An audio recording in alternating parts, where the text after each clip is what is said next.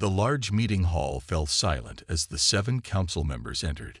Each alien looked different from the others, some tall with multiple limbs, others short with scales or fur. They sat at the high table, looking down at the human delegation. Captain James Miller stood straight in his formal blue uniform. This was a big day for Earth.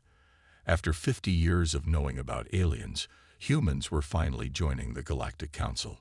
"The Council recognizes Earth," said the head council member, a tall being with blue skin named Trell.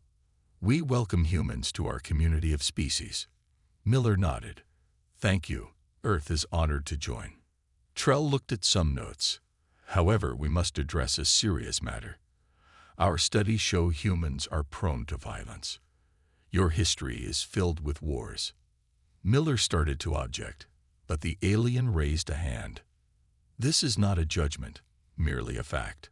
All new species must be classified for safety.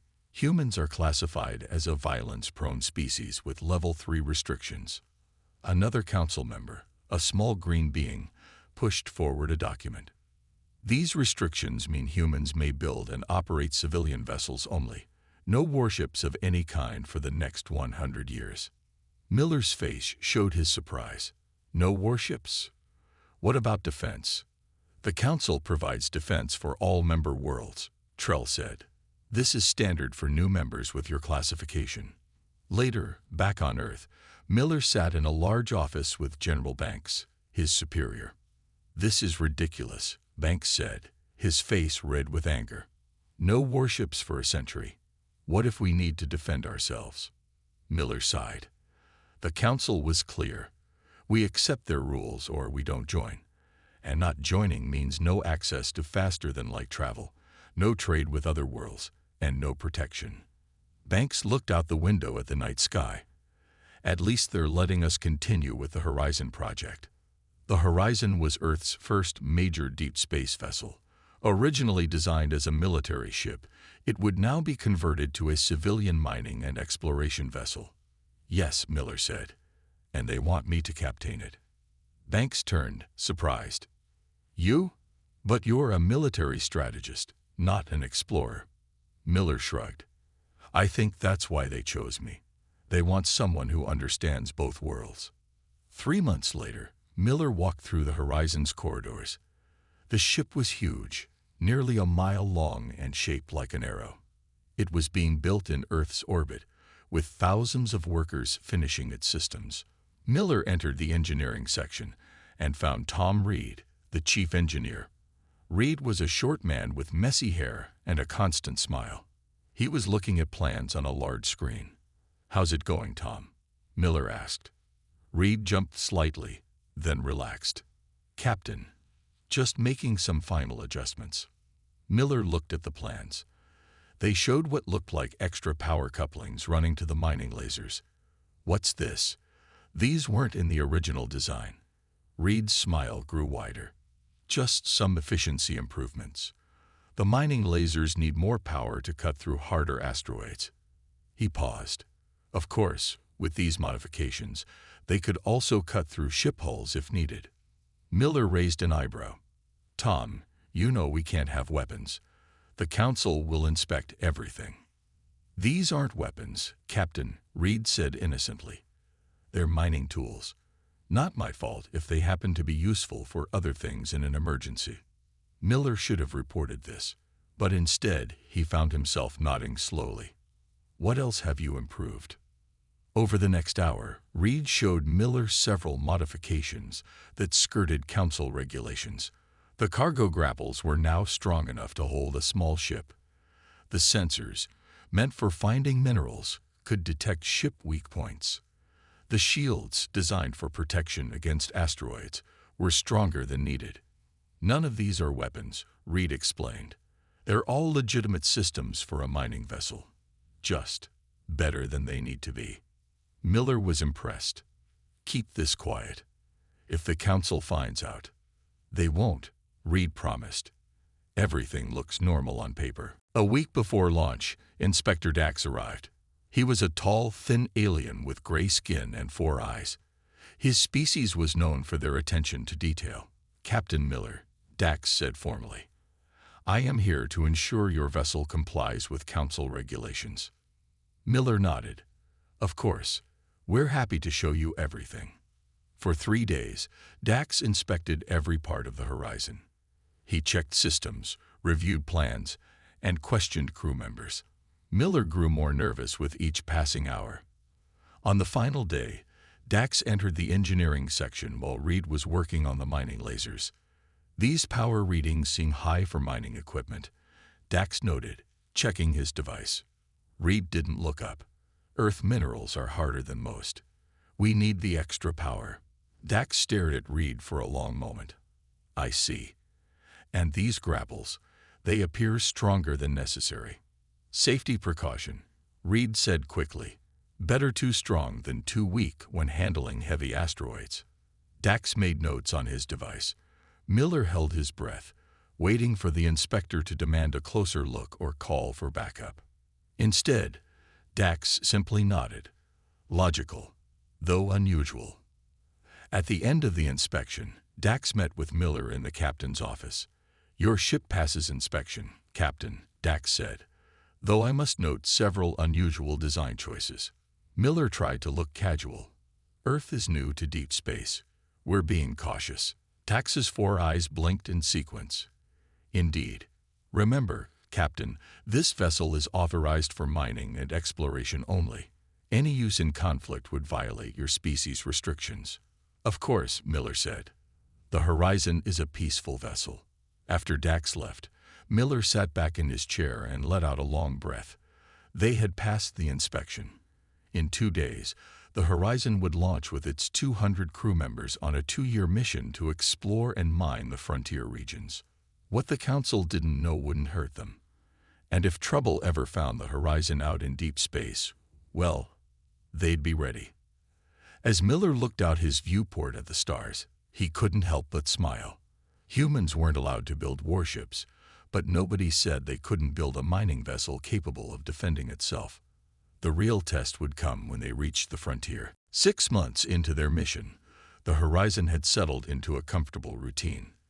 The huge ship moved from asteroid field to asteroid field, mining valuable metals and minerals. Captain Miller had almost forgotten about the special features Engineer Reed had built into the ship. Miller sat in his command chair on the bridge, looking at reports. The crew had mined enough rare metals to make their mission profitable already. Earth would be pleased. Captain, called Lisa, the communications officer. I'm picking up something strange. Miller looked up. What is it? A distress signal, sir, from New Haven Colony. New Haven was a small human settlement on a planet near the edge of Council space. About 5,000 people lived there, farming and mining. Put it on speaker, Miller ordered. A scratchy voice filled the bridge. This is New Haven Colony calling any ships. We are under attack. Unknown vessels in orbit. They're landing troops. Please help. The Council fleet is too far away. Anyone, please. The message cut off. The bridge was silent. How far are we from New Haven? Miller asked. 2 days at top speed, sir, replied Mark, the navigator. Miller thought about his orders. They were supposed to avoid any conflict zones. The Council had been clear that human ships were not to engage in combat situations. The proper course would be to report the distress call and continue their mission. But 5,000 people were in danger. Set course for New Haven. Maximum speed, Miller ordered. Mark nodded, already entering the coordinates. Sir, said Lisa, should I inform Earth about our course change? Miller hesitated. Send a message, but use the delay protocol. It will take 3 days to reach Earth. By then, we'll already be at New Haven. Yes, sir. As the Horizon changed direction, Miller called Reed to his office. Tom, remember those special modifications you made to our ship? Miller asked when the engineer arrived. Reed grinned. The ones we never talk about. Sure. How quickly can you get them ready for use? Reed's smile disappeared. You're serious. What's happening? Miller explained about New Haven. We might be heading into a fight. Reed nodded slowly. 2 days should be enough time. But Captain, if we use these systems in combat, the Council will know we broke their rules. I know, Miller said, but I won't leave those colonists to die. Get everything ready, but quietly. Don't tell the crew what's happening yet. For 2 days, Reed and his trusted engineers worked around the clock, preparing the Horizon's hidden capabilities. The mining lasers were recalibrated. The shields were strengthened. The sensors were adjusted to track ships instead of asteroids. As they approached New Haven, Miller called the senior crew together. "We're responding to a distress call," he told them. "There may be danger ahead. I need to know you're all with me." "What kind of danger?" asked Dr. Bell, the chief medical officer. "We're not a military vessel." "Unknown ships attacking the colony," Miller said. "And you're right, we're not military. But we're all those colonists have." The crew looked at each other nervously. "We have some advantages they don't know about," Miller added. "But I won't force anyone to risk their lives. If you want to stay out of this, I understand." There was a moment of silence.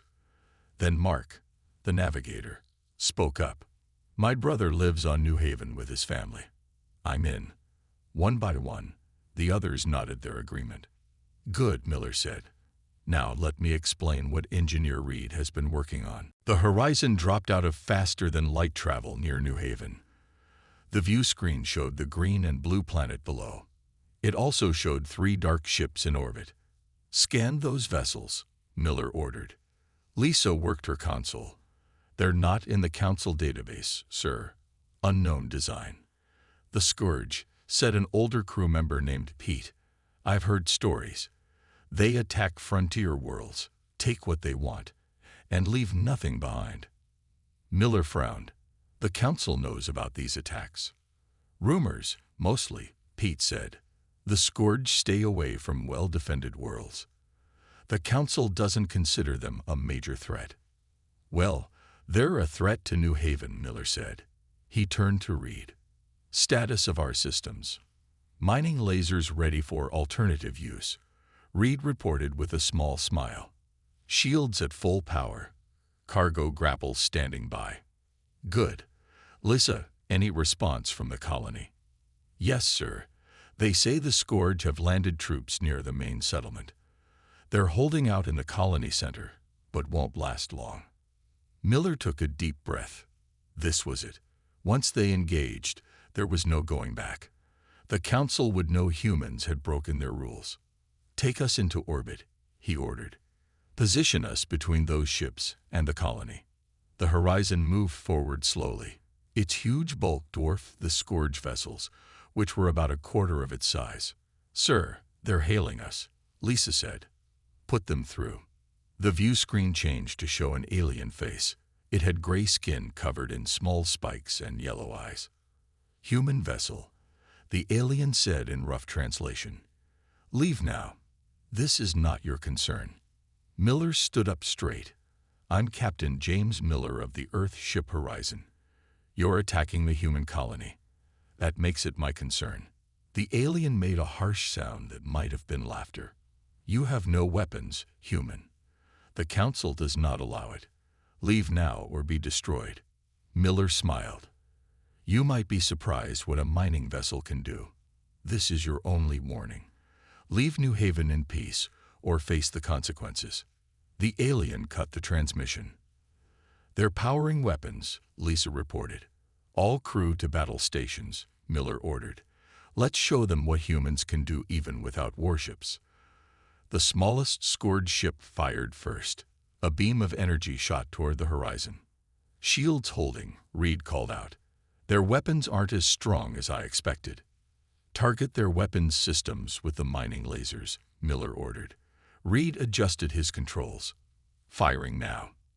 The powerful lasers, designed to cut through solid asteroid rock, sliced into the Scourge ship's hull like it was paper. The enemy vessel's weapons went dark. "Direct hit," Reed shouted, surprised by his own success. The other 2 Scourge ships began to move, turning to face the Horizon. "They didn't expect resistance," Miller said. "Use the grapples on the damaged ship. pull it out of the fight. The massive cargo grapples, designed to hold asteroids weighing thousands of tons, shot out and latched onto the wounded Scourge vessel. With a powerful tug, the Horizon pulled it away from its companions.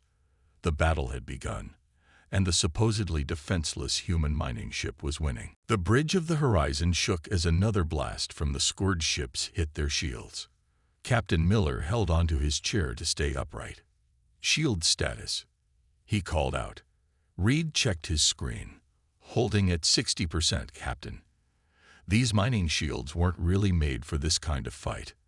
The Horizon had managed to disable one Scourge ship with their mining lasers and grapples, but the other two were proving more difficult.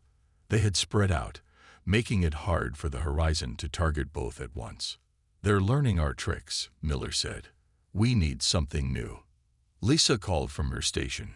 "Captain, the colony is reporting that the Scourge ground forces are retreating to their ships. They didn't expect resistance in orbit." Miller nodded. That was good news, but they still had two enemy ships to deal with. "Reed, what else do we have?" Reed thought for a moment. "The mineral detection system. It's designed to find specific elements in asteroids by analyzing their composition." "How does that help us fight ships?" Miller asked. "Every ship has weak points," Reed explained. "Places where the hull is thinner or where important systems are located. If I recalibrate the sensors, we could find those weak points." "Do it," Miller ordered.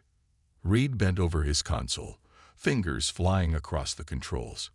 "Got it. Sending the data to the weapons station now." Mark, who was handling the weapons, nodded. "I see it. There's a spot near their engines that looks vulnerable." "Target that spot with the mining lasers," Miller ordered. The Horizon's lasers fired, striking the exact point Mark had identified. The effect was immediate. The Scourge ship's engines sputtered and died, leaving it drifting in space. "Direct hit," Mark shouted. "They're disabled." Miller allowed himself a small smile. "One more to go. Same trick." Reed shook his head. "They're changing their shield frequency. The sensors can't get a good reading anymore." The last Scourge ship was circling the Horizon, firing at different points, testing their defenses. "What about the ore separator?" Miller asked suddenly. Reed looked confused. "The what?" "The magnetic ore separator. It pulls metal-rich ore away from worthless rock, right? Could we use it against their ship?" Reed's eyes widened. "That's actually brilliant, Captain. It's not designed for that, but the principles are the same. Their hull is metal. If we turn up the power high enough." "Do it," Miller ordered. Reed hurried to adjust the controls. "This will drain a lot of power from our systems. Shields will weaken." "It's a risk we have to take," Miller said. "On my mark." The Scourge ship came around for another attack run. "Now," Miller shouted. Reed activated the ore separator at maximum power. A powerful magnetic field shot out from the Horizon, invisible but incredibly strong. The effect on the Scourge ship was dramatic. It shuddered in space as the magnetic forces pulled on its hull, bending metal and disrupting its systems. "It's working," Reed called out. "Their weapons are offline." The Scourge ship tried to move away, but the magnetic field held it in place. "They're hailing us," Lisa said. "Put them through," Miller ordered. The alien commander appeared on screen again, but now his spiky face showed fear instead of confidence. "Stop," the alien demanded. "You are destroying our ship." "Withdraw your forces from New Haven," Miller said firmly. "Leave this system and never return." The alien hesitated, then nodded. "We agree. Release our ships." Miller looked at Reed, who shrugged. "We can't hold them forever anyway. The system will burn out soon." "Very well," Miller said to the alien. "We'll release you. But remember this, human colonies are not easy targets, even without warships." The alien's yellow eyes narrowed. "The Council will hear of this, human. You have broken their rules." "We've defended innocent lives," Miller replied. "That's all that matters." After the Scourge ships limped away, the horizon moved into position above New Haven's main settlement. Miller led a team down to the surface to check on the colonists. The settlement had some damage from the Scourge attack, but most buildings were still standing. The colonists had fought bravely, using farm equipment and mining tools as weapons. Just like us, Reed said with a smile as they walked through the settlement. Making do with what we have. The colony leader, a tall woman named Anna, greeted them warmly. Captain Miller, you saved our lives. The Scourge would have killed us all if you hadn't come. We did what anyone would do, Miller said. Anna shook her head. No, you did what humans do. You found a way to win even when the rules were against you. The colonists provided a meal for the Horizon's crew, sharing what food they had in thanks. As they ate, Miller noticed Reed deep in thought. What's on your mind, Tom? He asked. Reed looked up. I was just thinking. We could improve the ship even more. The ore separator worked better than I expected. With some adjustments, we could make it a real weapon. And the mineral scanners could be fine-tuned to detect ship weaknesses even better, Mark added. Miller nodded slowly. Do it. We don't know when we might face the Scourge again. Over the next few days, the Horizon's crew helped the colonists repair their settlement. At the same time, Reed and his engineers worked to improve their ship's mining equipment even further. The colonists are calling us heroes, Lisa told Miller as they prepared to leave New Haven. Word is spreading to other human settlements. Miller frowned. That means word will reach the council soon. Are you worried? Lisa asked. About breaking their rules? No, Miller said. About what comes next? Yes. As the Horizon lifted off from New Haven, a message came in from Earth. Miller read it in his office, his face growing more serious with each word. The message was clear. The council had learned about the battle at New Haven. They were sending representatives to investigate. Miller and his crew would face questions about their actions. But there was more. Reports indicated that the Scourge, embarrassed by their defeat, were planning a much larger attack on the frontier worlds. The Council's defense fleet was occupied with a diplomatic crisis in another sector and couldn't respond in time. Earth was asking all human ships in the region to prepare for possible conflict, regardless of Council restrictions. Miller set the message down and looked out his viewport at the stars. They had won one battle by being clever and adapting mining equipment for defense, but a larger fight was coming. The question was, would the Council punish humans for defending themselves, or would they recognize that sometimes rules needed to bend in the face of danger? Miller suspected he would find out very soon. The Horizon docked at Space Station Alpha, a large Council facility near Earth. Captain Miller and his senior crew stood at attention as 3 Council representatives boarded their ship. Miller recognized the tall, blue-skinned Trell, who had first told humans they couldn't build warships. With him was Inspector Dax, who had checked the Horizon before its launch. The third was new to Miller, a small purple alien with 6 arms and large eyes. Captain Miller, Trell said coldly, you have violated Council restrictions. Miller kept his face calm. We responded to a distress call. We saved lives. Using systems that were clearly designed for combat, Inspector Dax added. Systems I was assured were for mining only. The purple alien stepped forward. I am Vex, Council's security analyst. I wish to see these mining systems that defeated 3 Scourge vessels. Miller looked at Reed, who nodded. Engineer Reed will show you everything. As Reed led Vex away, Trell turned to Miller. The Council is very displeased. You were explicitly forbidden from engaging in combat. And what about the Scourge? Miller asked. They attacked a human colony. Where was the Council fleet? Trell shifted uncomfortably. There was a diplomatic situation in the Centauri sector. Our ships were needed there. So you left our colonies defenseless, Miller said. The Scourge were not considered a major threat, Trell replied. Tell that to the people of New Haven, Miller said sharply. They would have been killed if we hadn't helped. Before Trell could respond, a message came through on the station's communication system. All three aliens listened, their faces growing concerned. The Scourge have launched attacks on 5 frontier worlds, Trell said, turning back to Miller, including 3 non-human colonies. Miller nodded. He had expected this. The Scourge were angry after being defeated by the Horizon. Now they were trying to prove their strength. Our fleet cannot reach all these worlds in time, Trell admitted quietly. We can help, Miller offered. The Horizon can defend at least one of those worlds. One ship cannot change the outcome, Dax said. Miller smiled slightly. We're not the only human ship with mining equipment. Meanwhile, Reed was showing Vex the Horizon systems. The alien security analyst examined everything with great interest, especially the mining lasers and the ore separator. Fascinating, Vex said, looking at the lasers. These are genuinely designed for cutting asteroids. Of course, Reed said. That's their purpose. Yet, with minor adjustments, they become effective weapons, Vex noted. Reed shrugged. Any tool can be used in different ways. Vex moved to the ore separator.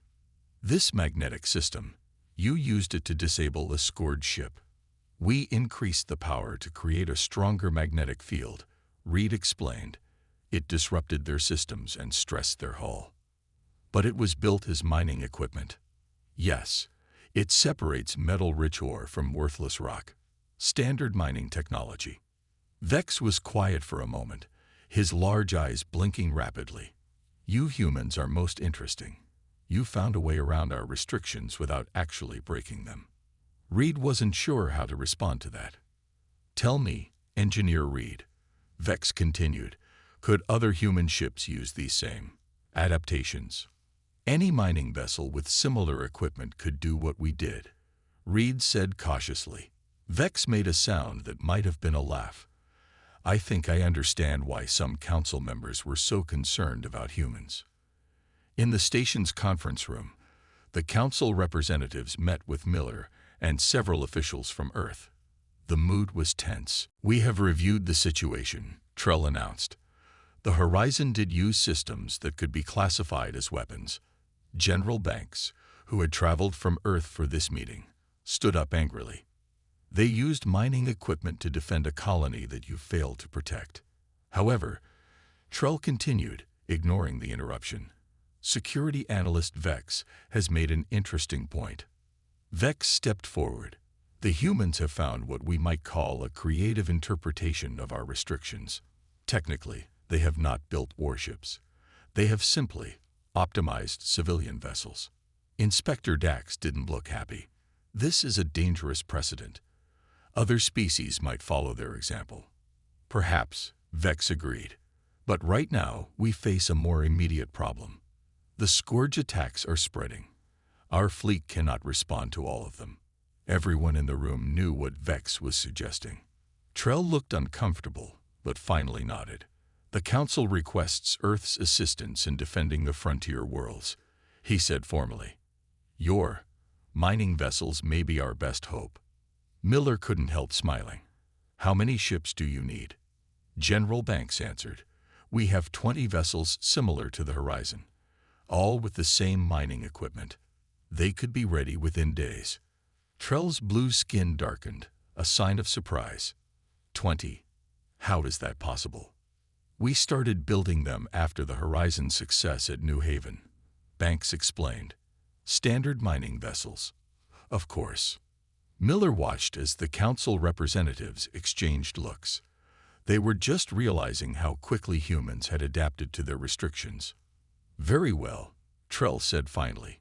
Your ships may assist in the defense of the frontier, but this matter is not closed. The Council will need to discuss the spirit of our restrictions versus the letter of our law. As the meeting ended, Vex approached Miller in the corridor. Captain Miller, I must say I find human ingenuity impressive, the alien said quietly. You have accomplished something remarkable. We just did what was necessary, Miller replied. No, Vex said. You did more than that. You showed the Council something important about rules and restrictions. What's that? That they often breed innovation rather than compliance. Vex's large eyes seemed to smile.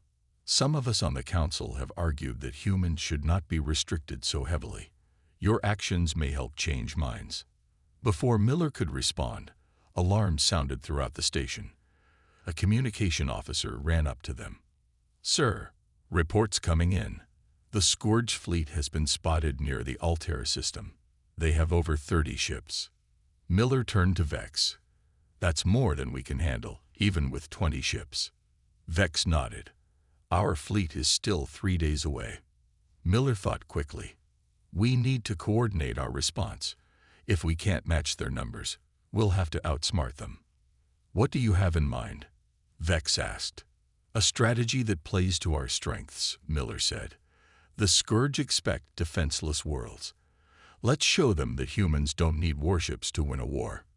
As Miller rushed back to the horizon, he knew the real battle was just beginning. They had won at New Haven through surprise and creativity. But the Scourge would be ready for them now. It would take more than modified mining equipment to win this fight. It would take everything humans were good at: adaptation, innovation, and thinking differently about problems than other species did. The Council might not understand humans yet, but the Scourge were about to learn a painful lesson about underestimating them. The space near Altair colony buzzed with activity as 20 human ships moved into defensive positions. The horizon led the fleet, with Captain Miller coordinating from its bridge.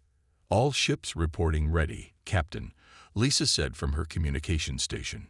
Miller nodded. "Put me through to all captains." When the connection was made, Miller stood tall. "This is Captain Miller. The Scourge fleet will arrive in 6 hours.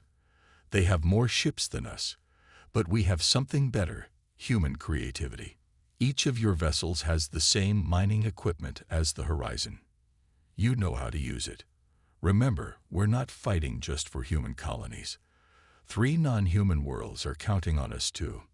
The captains' faces on the screen showed determination. They were all experienced miners and explorers, not soldiers, but they were ready to defend the frontier. "Engineer Reed has developed new tactics based on what we learned at New Haven," Miller continued. "Study them carefully. We'll form 5 groups of 4 ships each.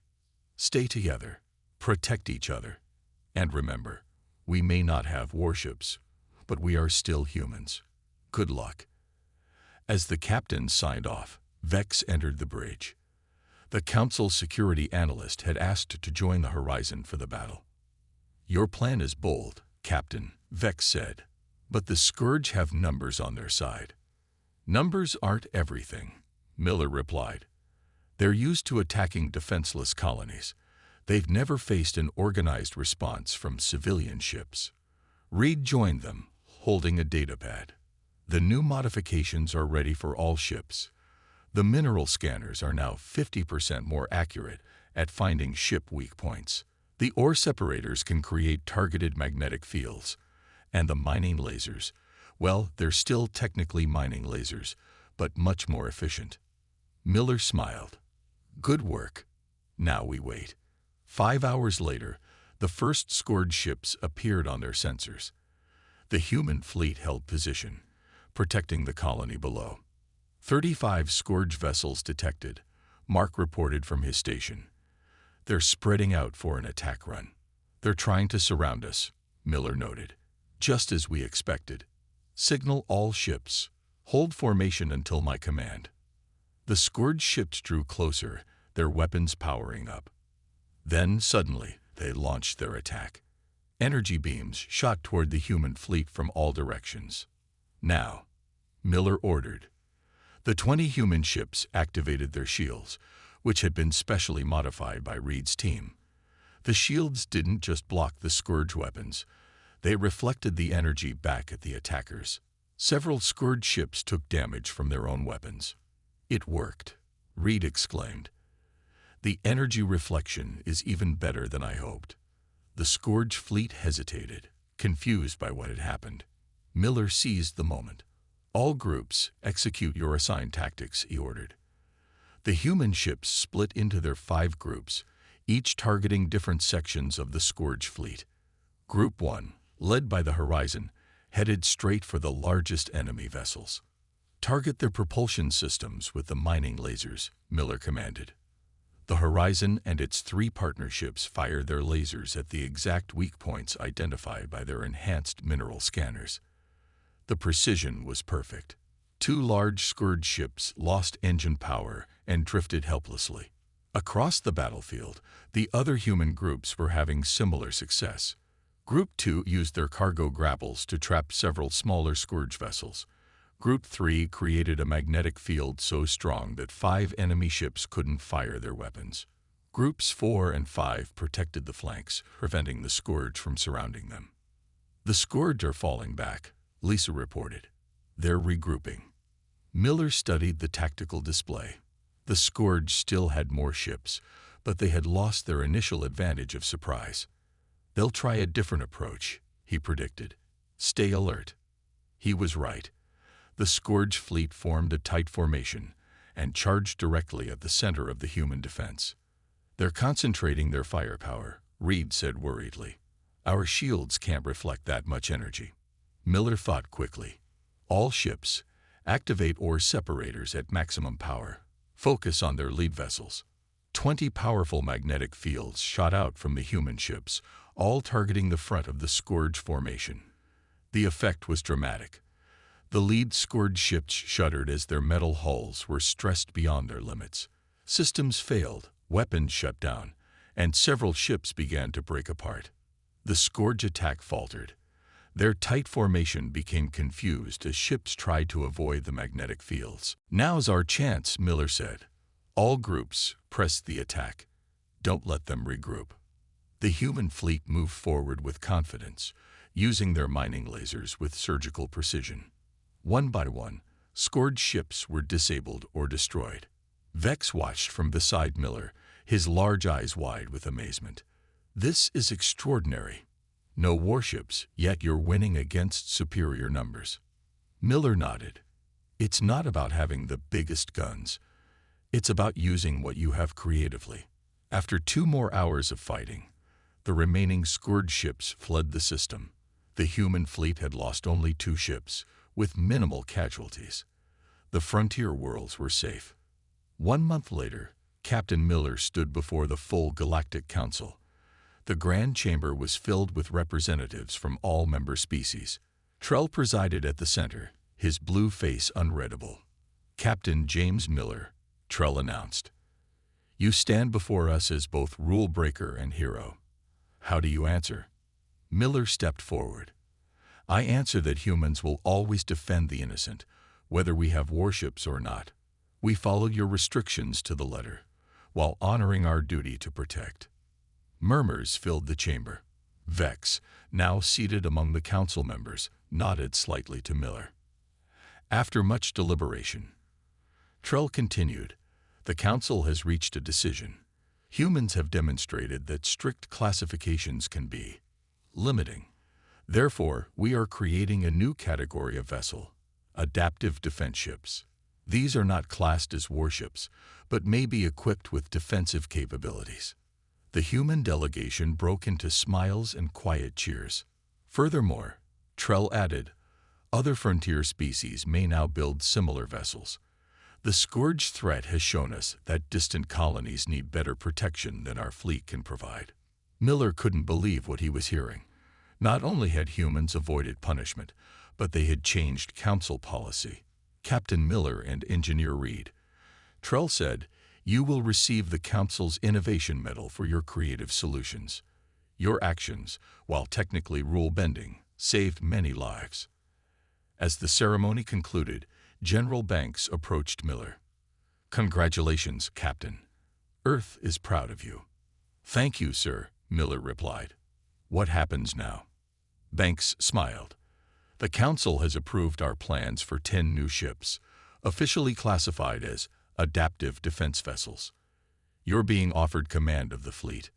Miller thought about it. "I think I'll stay with the Horizon. She's a mining vessel, after all. But maybe we'll explore some more dangerous regions now." Later, As Miller and Reed walked through the council station, Vex joined them. "You humans have taught the council an important lesson," the alien said. "Sometimes restrictions breed greater innovation than freedom would." Reed laughed. "We just did what humans always do, find a way around the problem." "That," Vex said, "is exactly what some of us feared. And now respect." Miller looked out a viewport at the stars. Humans weren't allowed to build warships, but they had still found success against all odds. Not through force or by breaking rules, but by seeing possibilities where others saw only limitations. That was the real human strength, not weapons, but the ability to adapt and overcome. And now the whole galaxy knew it.